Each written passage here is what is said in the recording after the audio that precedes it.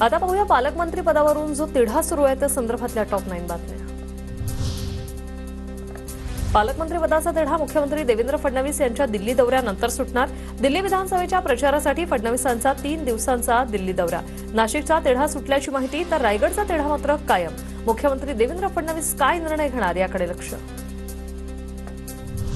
पालकमंत्री पदाचा तिढा लवकर सुटणार। उपमुख्यमंत्री एकनाथ शिंदे यांचं वक्तव्य, आम्हाला पदापेक्षा जनतेला काय मिळणार हे महत्त्वाचं, जनतेची सेवा करायचं असल्याचंही वक्तव्य।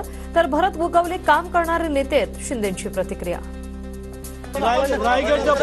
पालकमंत्र्याचा तिढाही सुटेल, सगळं सुटेल। मंत्रिमंडळ झालं, शपथविधी झाला, सगळं झालं, सगळं होईल। एकनाथ शिंदे 2 किंवा 3 फेब्रुवारीला दिल्लीला जाणार। शहांची भेट घेण्याची शक्यता। राज्यात राजकीय घडामोडींवर चर्चेची शक्यता। शिंदेंच्या शिवसेनेचे पडद्यामागून ऑपरेशन टायगर। ठाकरे गट आणि काँग्रेसचे काही नेते शिंदेंच्या संपर्कात।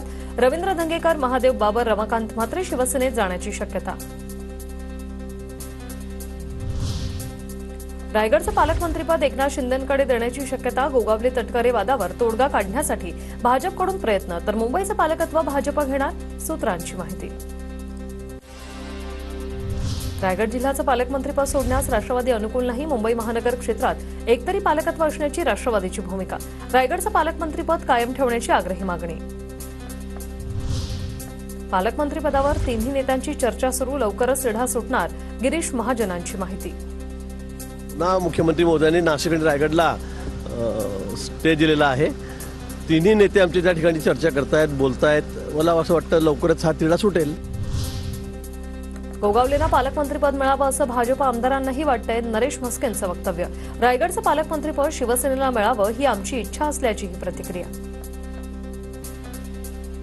पालकमंत्रीपद आम्हाला मिळावं अशी आमची प्रामाणिकपणे इच्छा आहे। आमचे आमदार असतील ते सुद्धा आमच्या भरत गोगावले, मी असं ऐकतो की त्यांच्याच बाजूने आहेत, त्यामुळे ते मिळेल असं मला वाटतंय।